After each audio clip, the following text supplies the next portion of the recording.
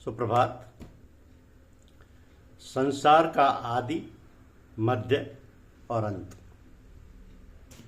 संसार का आदि, मध्य और अंत।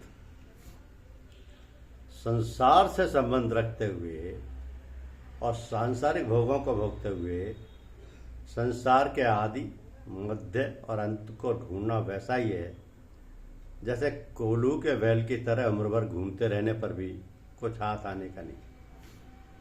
अतः समस्या संसार यानी शरीर आदि से अपने माने हुए संबंध की है।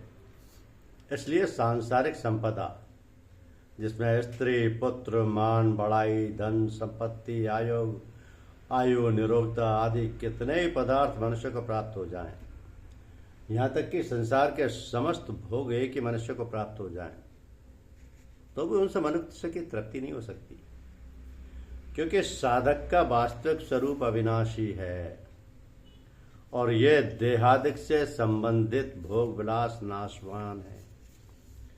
अतः व्यक्ति, पदार्थ या क्रिया आदि में राग या ममता होने से सांसारिक बंधन अधिक से अधिक दृढ़ या मजबूत होता जाता है।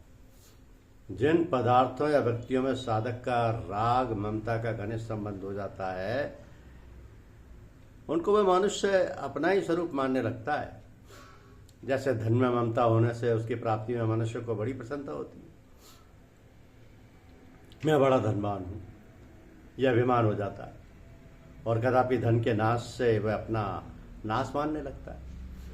तो लोभ बढ़ने से धन की प्राप्ति के लिए वो अन्याय, पाप आदि न करने योग्य कार्य भी कर बैठता है। अब ये तादात्म्य, ममता, कामना अंतःकरण में इतनी दृढ़ता से जमे हुए हैं कि पढ़ने, सुनने, विचार व विवेचन करने पर भी सर्वथा नष्ट नहीं होते। हम लोग प्राय ये कहा करते कि सत्संग चर्चा सुनते समय तो इन दोनों के त्याग की बात अच्छी लगती है, परंतु व्यवहार में आने पर हम इनको छोड़ना तो चाहते हैं पर ये छूटते नहीं।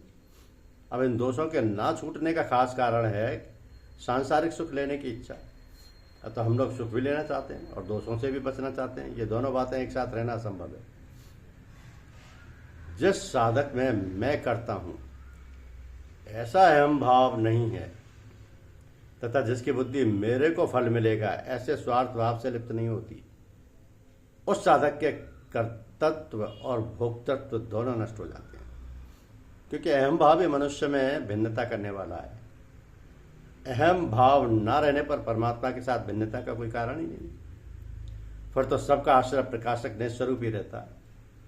फिर तो वह न किसी क्रिया का करता है और न किसी फल का भोक्ता ही बनता है। तो क्रियाओं का कर्ता और फल का भोक्ता तो वह पहले भी नहीं था। केवल नाशवान शरीर के संबंध मानकर जिस अहम भाव को वह स्वीकार करता है, उसी अहम भाव से उसमें कर्तापन और भोक्तापन आता है। शेष गुरु कृपा। धन्यवाद।